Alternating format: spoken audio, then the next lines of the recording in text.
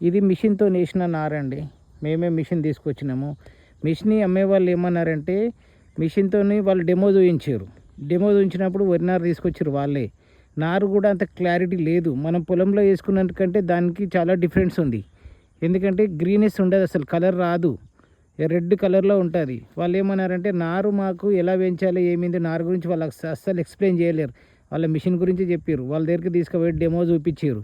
ఇగో ఇట్లా నారేస్తే ఇట్లా ఉంటుంది, ఇట్లా ఉంటుంది, వరి నారేసే మిషన్ ఇలా ఉంది. వరి మిషన్లో మాత్రం ప్రాబ్లమ్స్ లేవండి, ఏ కంపెనీ అయినా సరే మీకు. ఎందుకంటే ర్యాలో అయినా తీసుకోవచ్చు, కుబోటో అయినా తీసుకోవచ్చు, ఏదైనా తీసుకోవచ్చు. ఎందుకంటే ఎవరు వాళ్ళ గురించి వాళ్ళు గొప్ప చెప్పుకుంటారు. మిషన్లో ప్రాబ్లం లేదు. ఎందుకంటే మిషన్ వేయడంలో మనుషుల కంటే చాలా మంచిగా వేస్తుంది మిషన్. కానీ నారు పెరగాలి. నారు పెరగాలంటే మనం మిషన్ ఒక 10 ఎకరాలకు నారుకు తీసుకోవాలనుకో, మనకు ట్రేలకు 35,000 ఖర్చు వస్తుంది. 10 ఎకరాలకు తీసుకుంటేనే. 10 ఎకరాలు తీసుకుంటే మనం 10 ఎకరాలు వేసి 10 ఎకరాలకు నారు పోయాలంటే అందులో వర్మీ కంపోస్ట్లో పోయాలి, ఆ ట్రేలు తీసుకురావాలి, ఈ మిషన్ కొనాలి. ఇదంతే అనేవారికల్లా ఎంతో రిస్క్తో కూడిన పని. మిషన్తోని రిస్క్ లేదు. ఇంకొకటి, వాళ్ళు మిషన్ ఇచ్చిన తర్వాత సర్వీసింగ్ మాటన ఏదైనా ప్రాబ్లం వస్తే వెంటనే వచ్చేస్తారు. 1 డే టైం తీసుకుంటారు అనుకో, మొత్తంలో మాత్రం వచ్చి సర్వీసింగ్ చేస్తున్నారు. ఏం ప్రాబ్లమ్స్ ఉన్నా మనకు ఫోన్లో తెలుసుకుంటున్నారు. మనం చెప్పిన కానీ వాళ్ళు సామాన్ చేస్తారు, మెకానిక్స్ ఇస్తారు, పంపిస్తారు. అట్లాంటి ప్రాబ్లమ్స్ ఏం లేవు. కాకపోతే మెయిన్ నారు పెంచడం.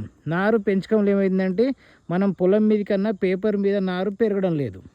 ఇది మేము మిషన్తో వేసిందే. ఇక్కడ మినిమం ఒక 10 ఎకరాలు వేసినాం. ఎందుకంటే పేపర్ మీద నారు పెంచడం కోసం ఎన్ని రకాల ప్రయత్నం చేసినా నారు మాత్రం పెరగడం లేదు. అదేమవుతుంది, 2 ఇంచులు తప్పితే 3 ఇంచుల కంటే ఎక్కువ పెరుగుతలేదు. యూరియా వేయొద్దు అంటారు, డిఏపి వేయొద్దు అంటారు. ఇలాంటివి వేస్తే మిషన్కు రాదు, నారు ఇచ్చుకపోతుంది అన్నట్టు. కింద ఏరు కుళ్ళిపోయి నారు ఇచ్చుకపోతుంది, నారు సరిగ్గా పడదు. అయితే మనం నారు పెరగకుండా మనం పొలంలో మిషన్తో నారేసేటప్పుడు ఏమవుతుందంటే పొలం మెత్తగా ఉంటుంది కదా, పొలం మొత్తం వాటర్ తీసేయమంటున్నారు. మొత్తం వాటర్ తీసేస్తున్నాం. వాటర్ తీసేసి నారేసినప్పుడు ఏమవుతుందంటే వాటర్ తీసేస్తున్నాం కాబట్టి నీళ్ళు పెట్టకపోతే కలుపు వచ్చేస్తుంది. ఒకవేళ అరే కలుపు వస్తుందని చెప్పి మనం నీళ్ళు వదిలితే అప్పుడు ఏమవుతుందంటే మనం వేసిన నారు మురిగిపోయి తాపులు అవుతుంది. ఇగో ఇట్లా గ్యాబులు మొత్తం ఎటు చూసినా ఇగో ఇట్లా మురిగిపోతుంది. ఈ రకంగా మనం మిషన్ తీసుకొచ్చే వాళ్ళు ఎవరైనా సరే, ఎవరు తీసుకొచ్చుకున్నా నేను చెప్పాల్సిందంటే ఫస్ట్ నారు ఎలా పెంచాలి. నారు 1 ఎకరాకు పెంచడానికి ఎంత ఖర్చు వస్తుంది, మనం రైతు దగ్గర తీసుకుపోయి వేయడానికి ఎంత ఖర్చు వస్తుంది, మనకి ఎంత మిగులుతుంది, మిషన్ రిపేర్ ఏమైంది, దాని ఖర్చులు ఏమైంది, మిషన్ తీసుకొచ్చిన డబ్బులు ఏమైంది. రోజుకు 4 ఎకరాలు వేయచ్చు, 5 ఎకరాలు వేయచ్చు అంటున్నారు. కాకపోతే వేయచ్చు, కష్టపడితే వేస్తామమ్మ. 4, 3, 2, 2.5, 5 ఎకరాలు వేసుకుంటామమ్మ, కాదనటం లేదు. కాకపోతే నారు ఎలా పెంచాలి, పెంచడానికి ఎంత ఖర్చు వస్తుంది, పెంచాలంటే మనమే నారు పోసేయాలి. వాళ్ళకి నారు పోసేయాలంటే మనం 5 ఎకరాలకు నారు పోసినాం అనుకో, ఆ రోజు మనకి ఎంత లేదన్నా 3 కూలీలు అవసరం. నారు పోసే రోజు 3 కూలీలు పెట్టుకున్నా కానీ 3,000 వేసుకో. 3,000 అయిపోయినాయి కదా, 4 ఎకరాలకు పోస్తాం. అట్లానే లెక్క స్టెప్ బై స్టెప్ లెక్క చూసుకుంటా వస్తుంటే ఏం మిగులుతుంది అనేది కష్టమే. ఒకవేళ మనం వేసిన దాంట్లో సరే రైతు నమ్మకంతో సరే వేయించుకుంటాడు అనుకో, కలుపు మాత్రం ఎక్కువ వస్తుంది. కలుపు ఎక్కువ వచ్చే వరకు ఏమైందంటే ఈ మిషన్తో వేస్తే కలుపు వచ్చేస్తుంది, దీంతో చాలా ప్రాబ్లం అవుతుంది అని రిస్క్ పడుతున్నాడు రైతు. ఒక్కటే మెయిన్ తెలుసుకోవాల్సింది ఏంటంటే మిషన్ కొనే వాళ్ళు ఎవరైనా సరే నారు ఎలా పెంచాలి, ఏ రకంగా పెంచాలి, ఎక్కడికి ఎంత ఖర్చు వస్తుంది పెంచితే, అవన్నీ ముందు డీటెయిల్స్ మొత్తం చూసుకోండి. చూసుకున్న తర్వాత ఏం చేయాలని ఆలోచించి మిషన్ తీసుకోవడమే ఉత్తమం పని. ఎందుకంటే మేము తీసుకున్న తర్వాత ఇప్పుడు 2 సంవత్సరం అవుతుంది. 2 సీజన్లకు చాలా కష్టాలు అది చేసినాం. ఆ మిషన్ ఇచ్చిన వాళ్ళని అడిగితే ఏమంటారంటే ఇది చేయండి అది చేయండి. ఏం చేస్తే అవుతుందండి, నారు పేపర్ మీద ఏం రకంగా పెరుగుతుంది. 1/2 ఇంచు మట్టి పోస్తే ఆ నారుకి ఎలాంటిది వస్తుందంటని, దానివల్ల నారు పెరుగుతలేదు కదా. ఆ నారుని తీసుకొచ్చి పొలంలో వేద్దామంటే వాటర్లో మునిగిపోయి నారంతా మురిగిపోతుంది. వేసిన చేను సక్సెస్ అవుతలేదు.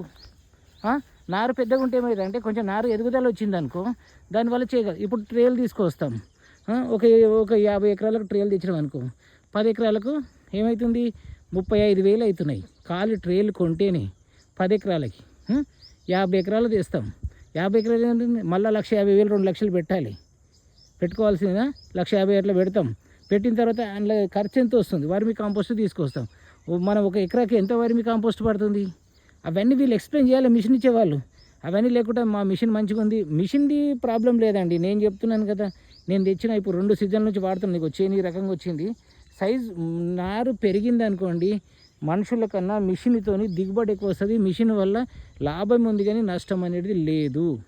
ఇక నేను చెప్పేది ఏంటంటే, ఏ మిషన్ ఎవ్వరు కొనాలనుకున్నా ఫస్ట్ నారు పెంచి దానికి నారుకు పెంచడానికి ఒక ఎకరాకి ఎంత ఖర్చు వస్తుంది, రైతు దగ్గరికి వెళ్ళి మనం ఎంత తీసుకుంటే బాగుంటుంది, రైతుకి ఏ రకంగా పెంచి మనం నారేస్తే బాగుంటుంది, ఇది నేర్చుకోండి. ఇది తెలుసుకున్న తర్వాతనే మిషన్ కొనండి.